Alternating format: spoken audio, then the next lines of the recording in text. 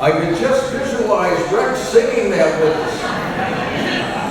Because he had the joy, joy, joy down in his heart. And even though the trials beset him, certainly Lynn was involved in the great tribulation and difficulty and pressure of life. He had the joy, joy, joy down in my heart, down in his heart. I have it in my heart too. All right. As I've already said, Rex was much more than just somebody in the church that attended, that I've known for over 40 years.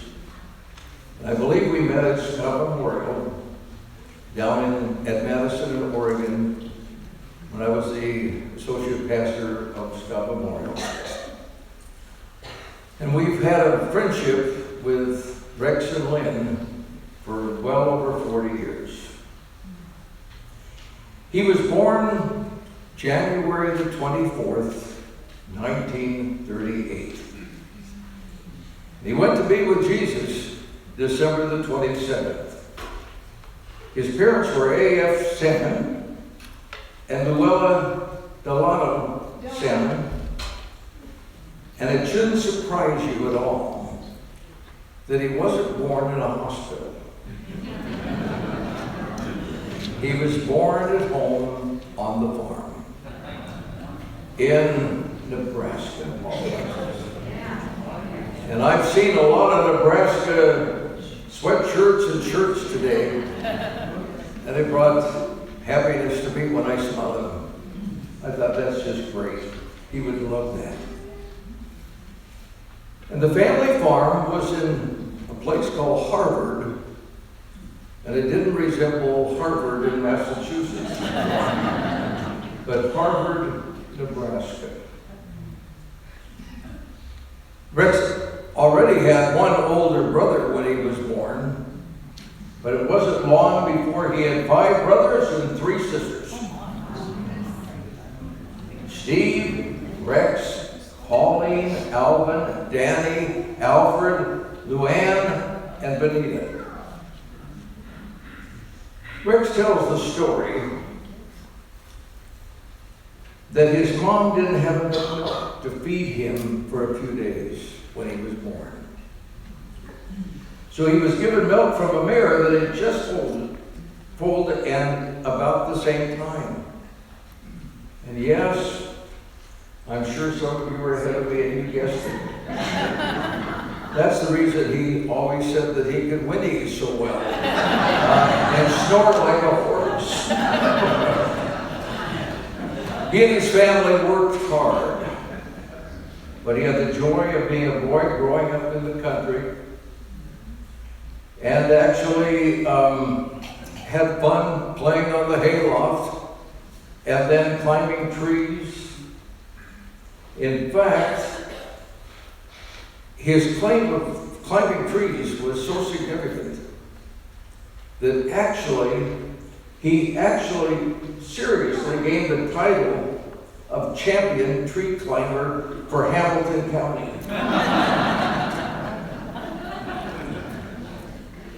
And he could climb faster, higher than anyone else. And he was known to actually climb young trees that would bend significantly. And when he would do that, he would jump to another tree. Everywhere he went, in the quiet atmosphere of the rural setting that he was born in and lived in, he would listen to the sounds around him, the sounds of nature, and try to imitate them. And he did so beautifully. The western meadowlark, he sounded exactly. In fact, they would even Speak back to him. Roosters, hens, and I'm sure many of you have heard him repeat these sounds. He could do dogs and cats very well. And he came up with the idea of putting them together in a cat and dog fight. And he succeeded. It made the sounds were so accurate. It didn't stop at animals. He was, before long, I know I've heard this many, many times, he could actually sound like a vacuum. And a shade rolling up. When a shade, sometimes gets out of control and rolls up, he sounded exactly like that shade. One day his mother called him to lunch. And he decided to pull a trick on the family. He came in with his hands cupped, making the sounds of a little chick. The family was sitting at the table ready to have dinner, and he just walked right by, went into the bathroom, shut the door, and all they heard was the toilet flush. And he came back out, he washed his hands, they heard the faucet, and then he came back out. And what happened was, no one said a word. Of course, you know what they thought. That he flushed the chick right down the toilet. His dad never said a word. 40 years later, can you believe this? He told his dad. And his dad really had a belly laugh at that. So I think that was just fantastic and so on. And he just really couldn't believe that and so on. But you see, he sounded just like that chick, and they were all sure that he had that chick. And of course, he came back so straight-faced, sat down, and the family had grace before the meal, and that was it. Rex was given a brownie camera, and some of you will remember the brownie camera, the box camera, at about age 12. And with the help of his 4-H leaders and the 4-H club that he was part of, he learned to take pictures and develop them. From that time on, he was always taking pictures of everything that caught his eye, which he was doing with his phone almost to the last week of his life. And I know firsthand when he went to Russia with us, and we were ministering in some places there. I said, Rex, how many pictures have you taken? He said, 3,500. That's a lot of pictures. Wow. Well, Rex's family went to the Prairie Gem Bible Church. And in that church, that country church, he was taught that God loved us so much that he sent Jesus to die on the cross, having been born of a virgin in Bethlehem, that he went to the cross and died there for the punishment that we deserve. The reason we deserve it is because of our rebellious hearts, wanting to live our own life instead of God's way. At age 12, in that little country church, Rex stepped forward in that church and asked Jesus to be his Lord and his Savior. And he never doubted that 1 minute after that. He knew that Christ came into his life and took over his life. And he never turned back and never doubted whatsoever. He loved Jesus. And the best thing I could ever say about Rex is that he knew Christ as his Lord and Savior. And he knew that he wasn't just trusting on attending church, and he wasn't just trusting on his communion and his baptism and all of these things, or just trying to be a good person. He knew that would never get him to heaven. He knew that it was trusting Christ as Lord and Savior. When Rex entered high school, he applied for a job at the Aurora News-Register, Forsyth, Nebraska. And he applied for this job to work in high school after school and on weekends. He soon discovered he loved the newspaper and everything that went with it. He learned everything about the paper that he could. He thought he had no idea whatsoever of going to college. After all, none of his family had gone to college, and there was no money for it. After 4 years of working at the register, the owner told him, so impressed with Rex, that he was going to send him to college, pay for it completely, and take care of him completely, financially. And sent him to the University of Nebraska. And he would pay for his entire education. Mr. Bremer, who owned the newspaper, gave Rex the checkbook. And he took him down to the university, got him enrolled, and Rex started to take university courses. But Rex sort of felt that this could almost mean he owed his life to Mr. Bremer. And so without telling anybody, he went and joined the Marines. When he joined the Marines, he was flown by way of Colorado, Denver, to San Diego.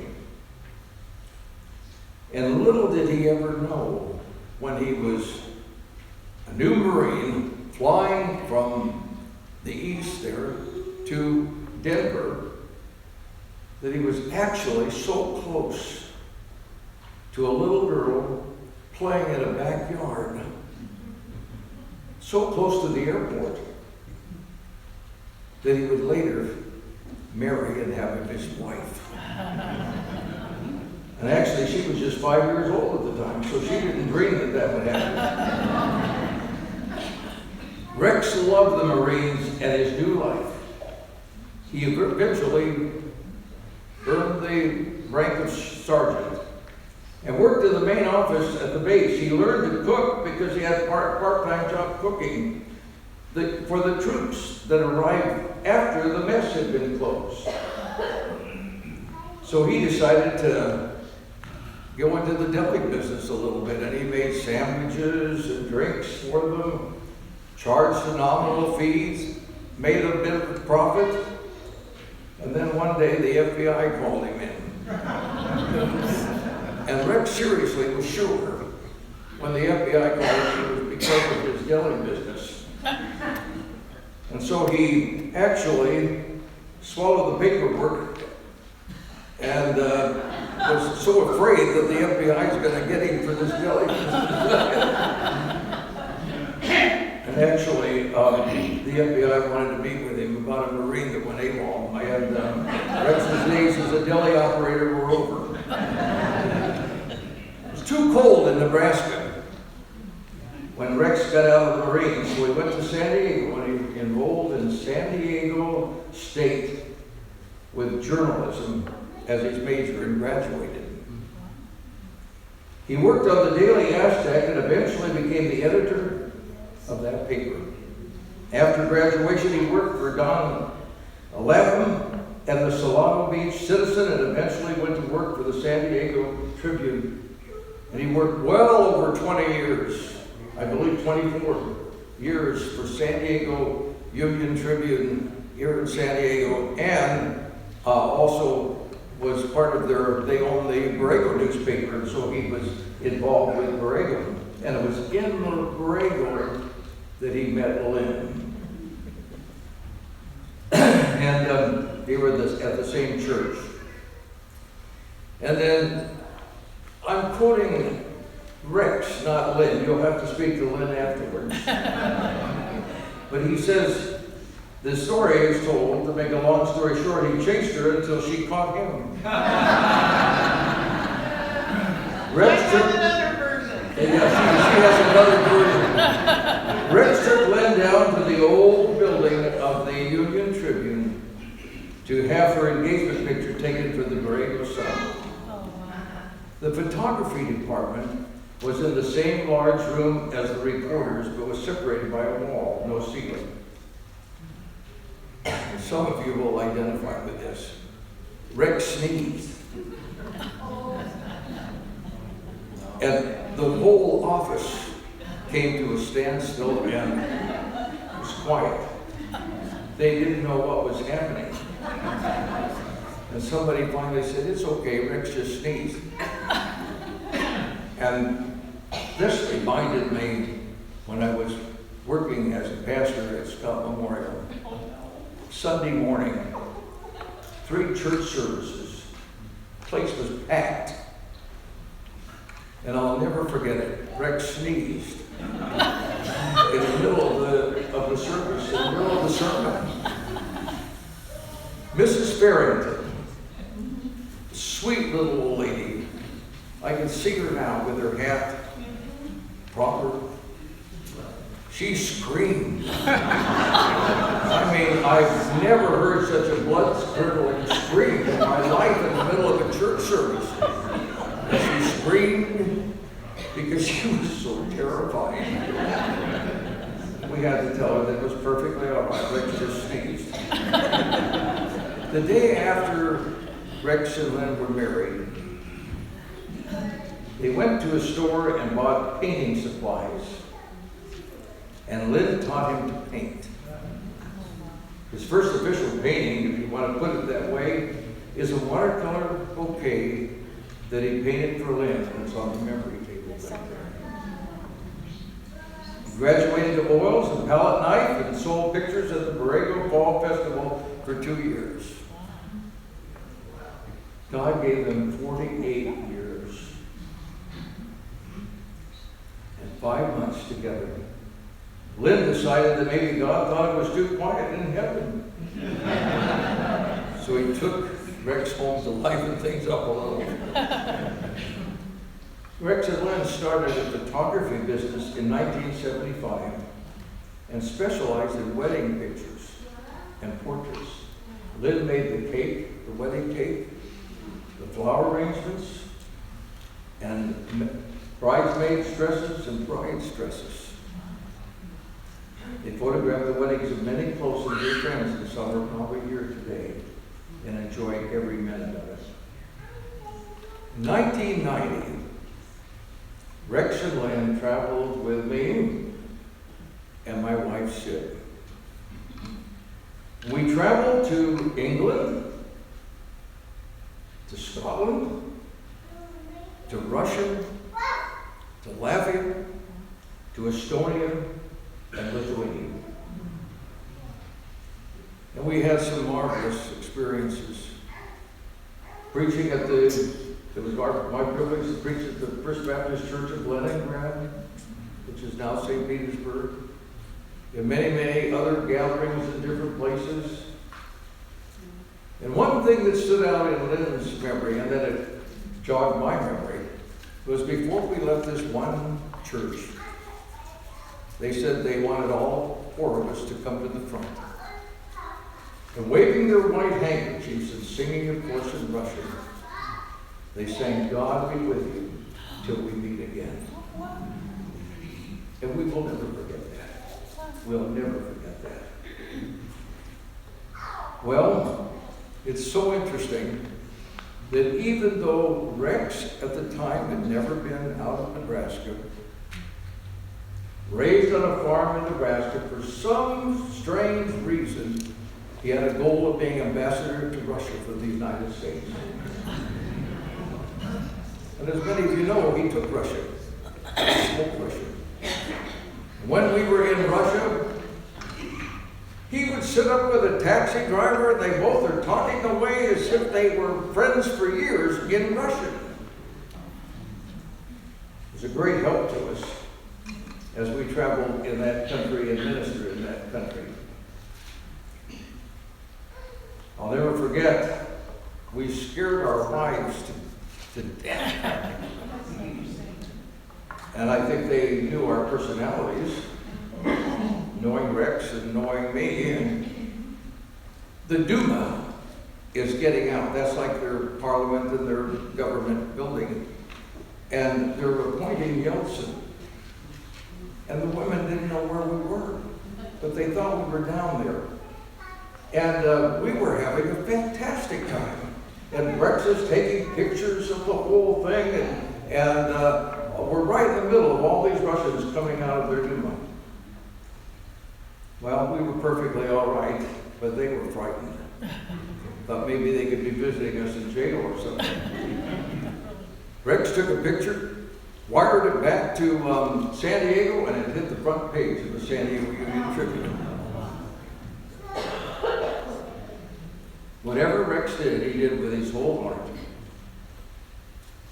He met with his San Diegans friends for Nebraska, that are from Nebraska, and I've seen some here for about 25 years, at least once a year for the football season. And then, I'll tell you, Rex was a real fan of the Nebraska team. He looked forward to reunions and lunches with those he worked with at the newspaper. He loved collecting coins and working with the coin club. And Rex and Lynn designed and published the Journal for Pro Sewing and Vacuum for about 23 years and enjoyed his friendship with everyone there. He loved his brothers, his sisters, and his sisters in love, as he used to say, his brothers in love, his nieces and nephews. Some are here this afternoon. And he always held a special place in his heart for each one of you. Rex loved people who would frequently stop a family or someone who looked like they needed a friend and start up a conversation with them.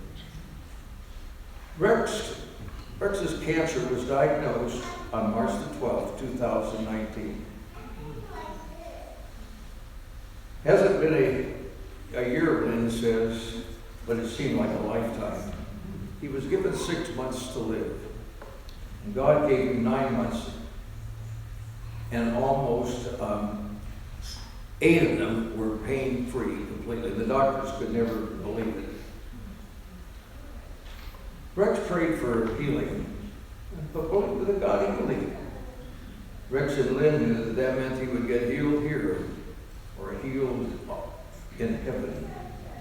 Either one was all right. Rex would sit at a table at Grossmont at McDonald's and have coffee or something to eat. And when people sit down, they often engage in conversation. It wasn't hard with Rex.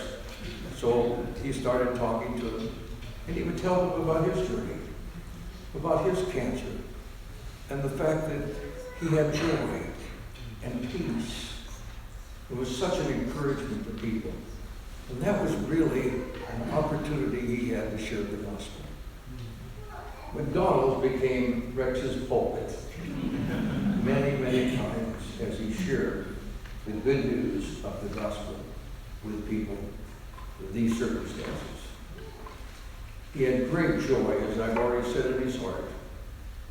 In a way, he did beat cancer. And because I say that, it never beat him. During these months, Rex worked hard on finishing his book, Rambling with Rex. And it's about life in Nebraska in the 40s and the 50s. Then it's working with the publisher, and you can even Google it with Rambling with Rex, if you like. I close with this. Lynn was trying hard to describe Rex. And sometimes it's a bit difficult. She's laughing at that. She knew he was smart, very smart. He was talented. He was kind. He was quirky. He was a loyal friend and so much more, but nothing seemed to fit, Lynn says, and I quote her, that she was trying to say, like the book that she was reading. The title of the book is A Childlike Heart, Recapturing the Freedom of the Child. It's written by Alan Wright. And she realized he was all those things she knew, but God gave her the gift of realizing that Rex's childlike heart gave him the ability to love freely and going through life with a joy that the world is desperately looking for and wants. But so often the world is looking in the wrong places. And the plaque that Rex loves so much is on the back table. It spells joy. And what the J-O-Y stands for, Jesus first. Others second. Yourself last. Rex knew that that's what really spelled joy. And I think of the Apostle Paul writing from prison when he wrote the theme, rejoice in the Lord always. And again, I say, rejoice. At this time, we're going to give you an opportunity to share. I'd like to suggest that you just share in a couple sentences just some memory that you have, but there's only going to be time for just a few. But we have a roving mic, and then you can raise your hand, but stand and give your name and your association and your connection with Rex. And that will be very, very helpful. But we do ask that it be kept brief. Okay, just raise your hand if you'd like to share something.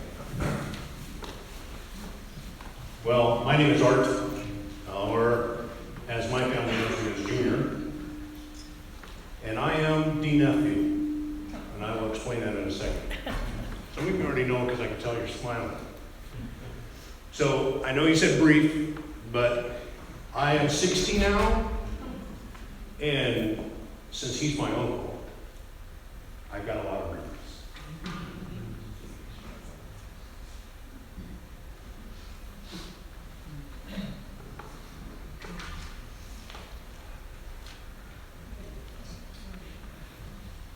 I can remember as a child hearing that Uncle Rex was going to come visit. I would stand out the street waiting. Just knew he was coming from California.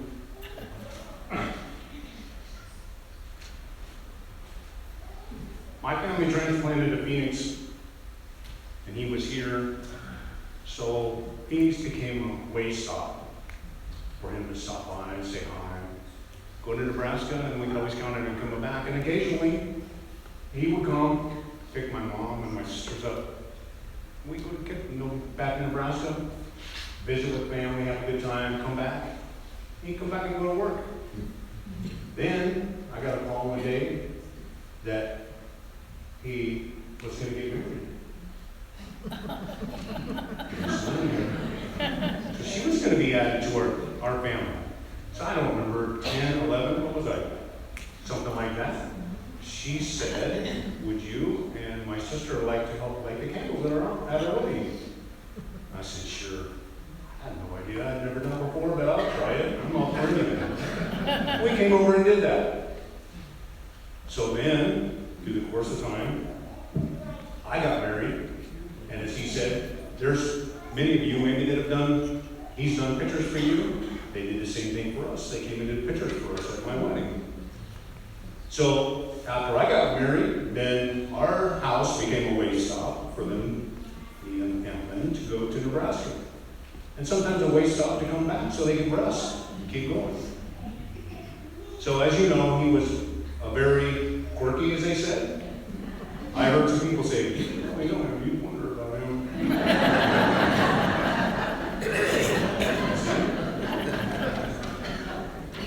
So he loved humor. And so then it became one of the things that I would listen because I love to tell a good story. So I would wait for him to tell me one, and I'd have some for him when he stopped by. So going back to that, he came over one time and he told us there was a gentleman that had to go away on a trip, and he left his brother in charge. His wife ended up having babies while he was gone. When he came back, he said, "Good news, your wife had twins." He said, "Well, what did you name them?" He said, "Denise." He said, "What did you name the other one?" "The nephew." So that was the kind of humor, and it kind of hit me this afternoon when I got here. The nephew. I am the nephew. So I am, in the birth order of the grandchildren and the nieces and nephews, I am the second. I am the firstborn nephew. I was the firstborn grandson.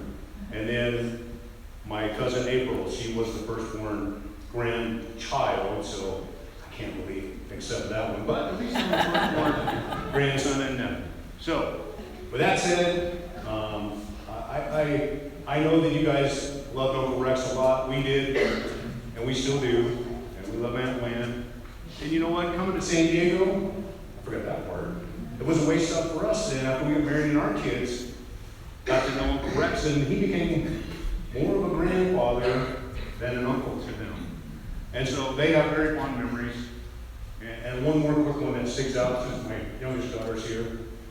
They came to visit one time, and Lynn and Susie had gone to do something. I don't remember what I was doing. And Uncle Rex says, "Let's walk to the store." Because he loved to walk, I guarantee that. So they're on their way to the store. He sees an empty shopping cart and says, "Let's take it back." So my daughter's with him. And he goes, "Hey, I know what we'll do. We'll be good citizens and we'll pick up trash on the way." So they're picking up trash, and my daughter, "Oh, no, that's kind of weird. Hopefully my friends don't see me because I use them in this community."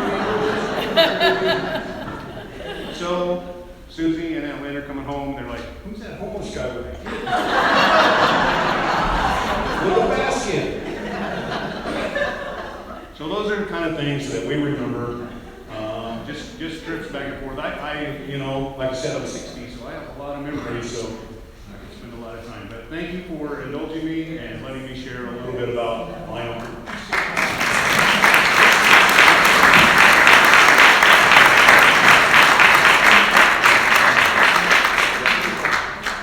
Good afternoon. I'm Bill Ridenauer. This is my lovely wife of 4.5 years.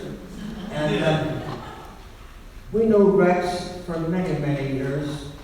And he always brought joy to everyone. And I want to add a little bit to what Pastor Doug said about the animals. Several years ago, at the hometown buffet, we invited Rex to come to and give a devotion. And usually we had an attendance of about 60 or 70. That day there was 99 people, 88 people there. 88 people that came that day. Rex had a way of throwing his voice. Elsie the cow over here. Over here. And then there was all the chickens and the ducks and everything. And he knew everyone by their name. And he would talk to them. And it was a great devotion that he taught. He said, no, they need Jesus too. And so I always remember that. Thank you so much.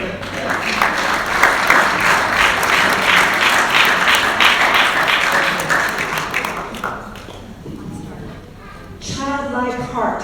That was what I was trying to think of on the way here. That innocence that he had. Oh, I'm Barbara Rochester. Years ago, Rex used to sing in church, but he did it by whistling. He and Claude Lynch would sit at the back of the church and they would whistle the hymns. I thought it was so beautiful. I'm waiting to get to heaven to hear that again.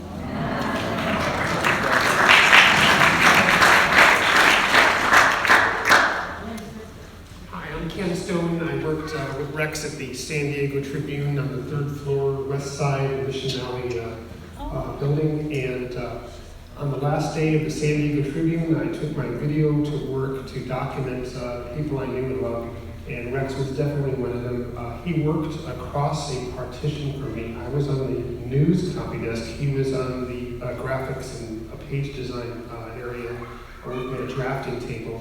And I eventually converted a VHS tape into digital and combined that video with a video I shot at the last time I saw him at a meeting of the San Diego Tribune reunion we've had monthly. You can go to YouTube and search for Rex Salmon and Ken Stone, and my channel has a short video of his performing his Animal and other songs. I'm so glad he always delivered on his command performances. Now, if it were me, I'd be showing off. For him, he was just trying to make us smile. And that's what I remember him. He was not a show-off. He was just a talented genius who should have been working for Disney and not the Tribune. And I'm so glad that I captured some of his. He's a Mick Jagger of voices. He never, in his 80s, he still performed these sounds as well as he did when I knew him in the 80s. Thank you, thank you.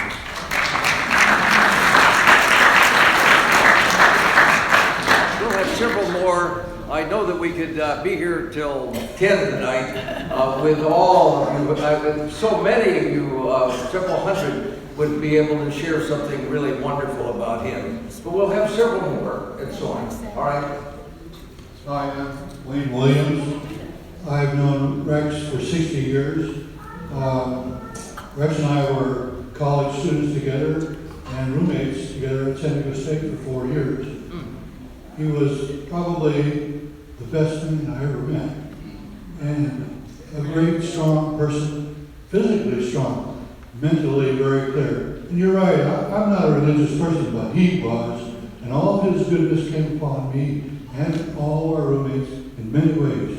Flying dude, flying dude.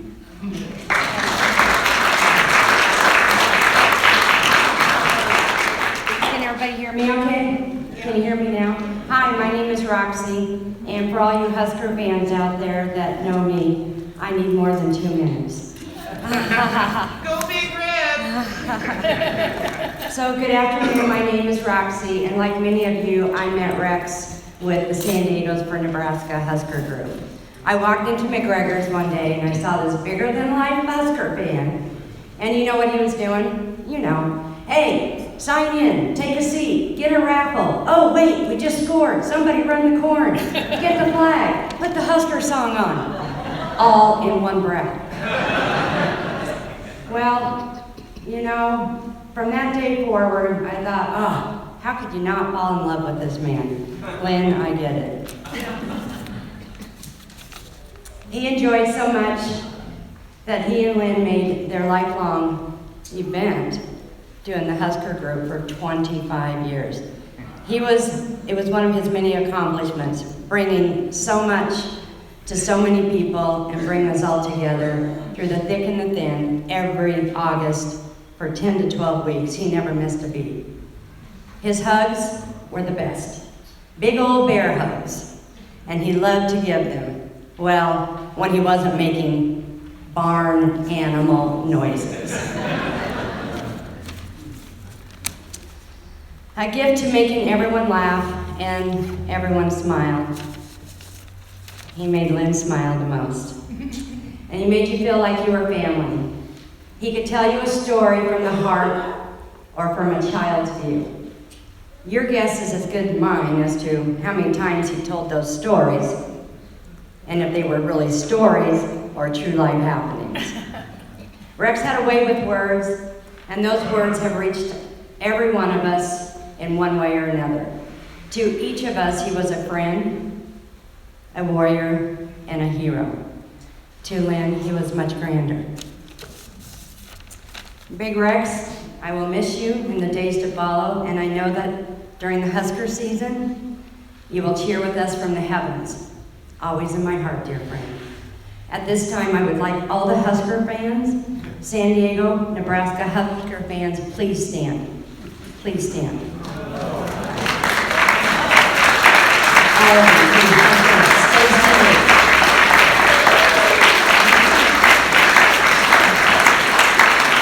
Stay standing, please. Lynn, this is your family. These are your friends. If you ever need anything, we are here for you. For Rex, you will be with us forever. We have a saying and a song that we do, and a Husker shout out. But instead of the word red, today we're going to use Rex. All ready? You ready? Go Big Rex! Go Big Rex! Woo! Love you.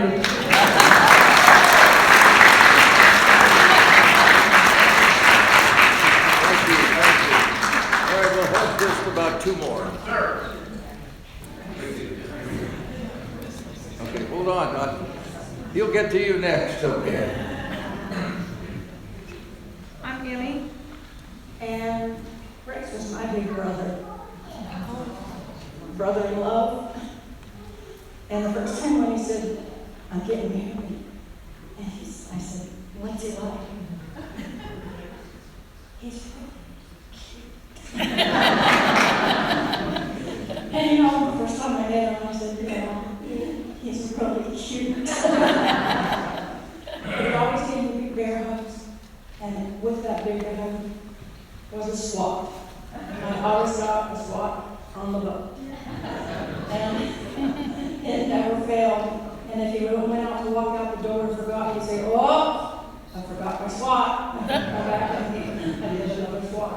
I love listening to his dog noises and his bird whistles, but most of all, I just love his love. He was special.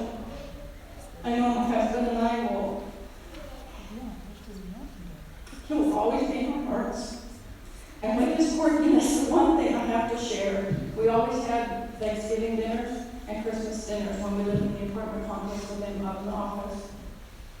And after we did have our fill of our Thanksgiving dinner, and we're all just kind of sitting around talking, he grabbed himself a bowl of ice cream, and John and I were sitting there, and pretty soon he kind of added some, was it dill pickles? Green olives, not pink, green, this is not ice cream, and some turkey gravy, and he said, this is slop. We're just smoking at this. Rex, what are you eating? Oh, good, want some? Oh, you go right ahead. Well, all I want to say is, Rex,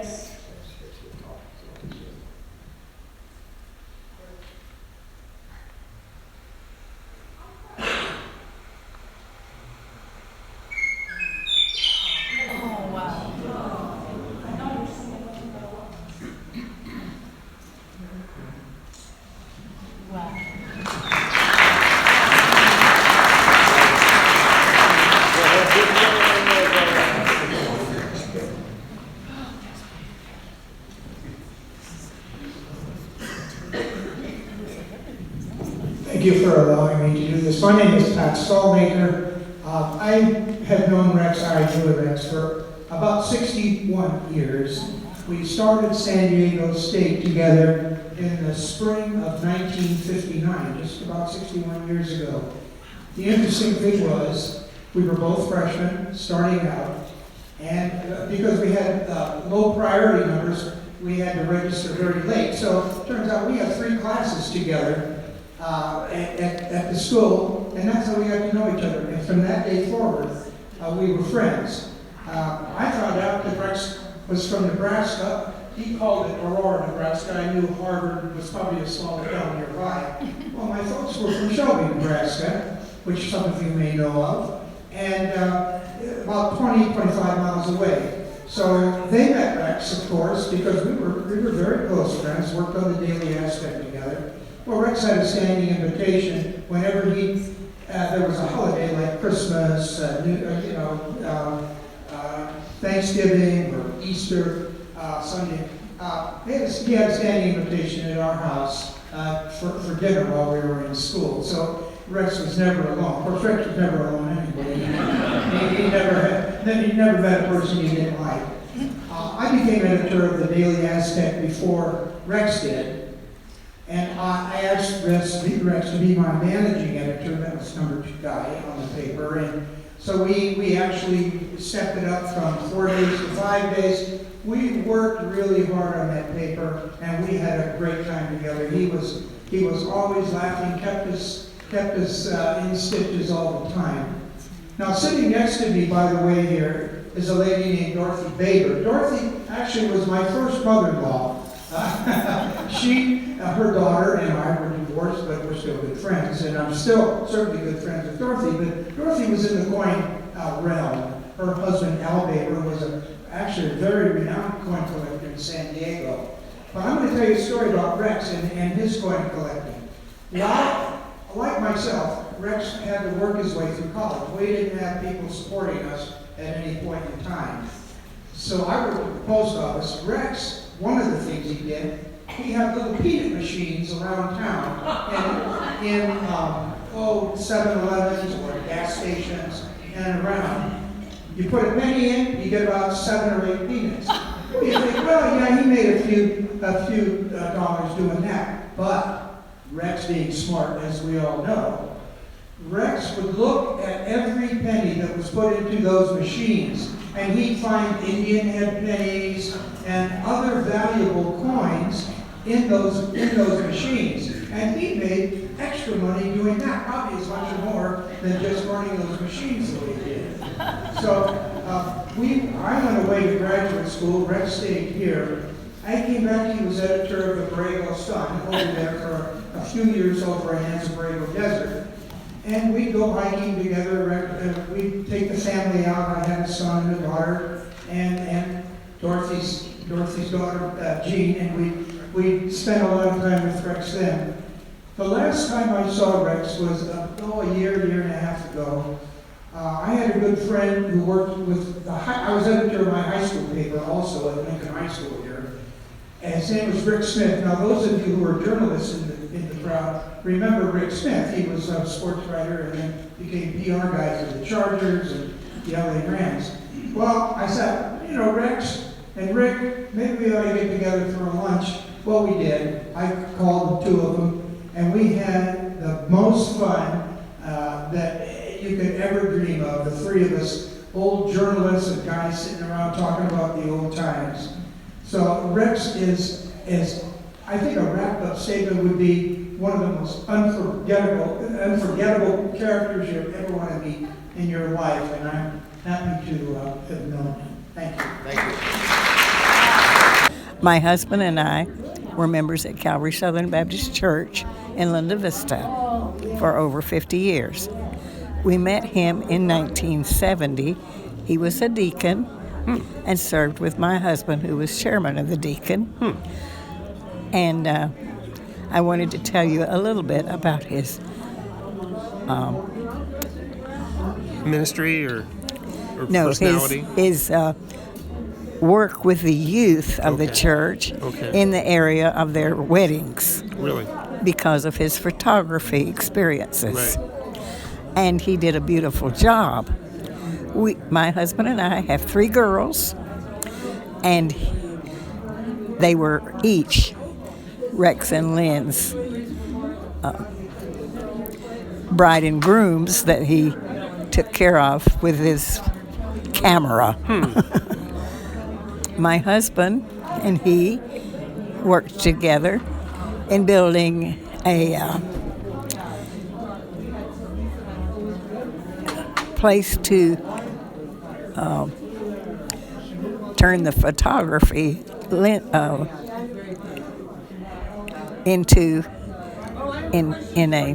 my husband built a place for him to develop his films. Right. When he would take pictures of that. So that we became very close friends. And all of his shenanigans that we were able to hear today did not hear there. We just had the photography to have a good time with. We had 3 girls, no boys, and Rex and Lynn made sure that all of the equipment that was needed, whether it was a camera, a any clothing information or helping them buy their. And the gentleman who talked about being one of the little kids, I'm sure we took care of him while he was going down the aisle.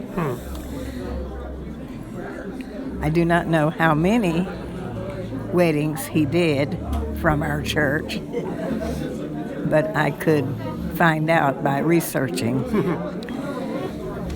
The important thing I wanted to tell you was the fact that they were responsible for all 3 of our girls' weddings from top to bottom.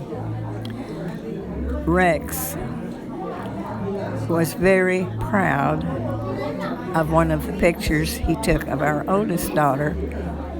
Was a finger in her mouth and he was standing outside looking at his camera and saw her do that, and a beautiful photograph was made of her standing with a finger in her mouth, and turned around and took care of the very long train that she had made herself. Oh, I see. Which was about almost probably 50 feet. No kidding. It was huge. Wow. Rex did a good job in all of these weddings, except for one. I have to tell this on Rex because it's a matter of history. Yep. He took the wedding photographs of one of the brides and grooms. When he went to take care of the photographs, there was no film in the camera. That has happened to all of us. That has happened to all of us. I think that's good enough. Good enough. Yeah. It's a marvelous hymn, one of his absolute favorites, as I said. On behalf of the family, on behalf of Lynn and all the family, I want to thank you for being here today and honoring the life of Rex. And our purpose today has been to honor him and to celebrate his life. But Rex would say, Pastor Doug, Pastor Dave, more than anything, I want my Savior to be honored. And he has been.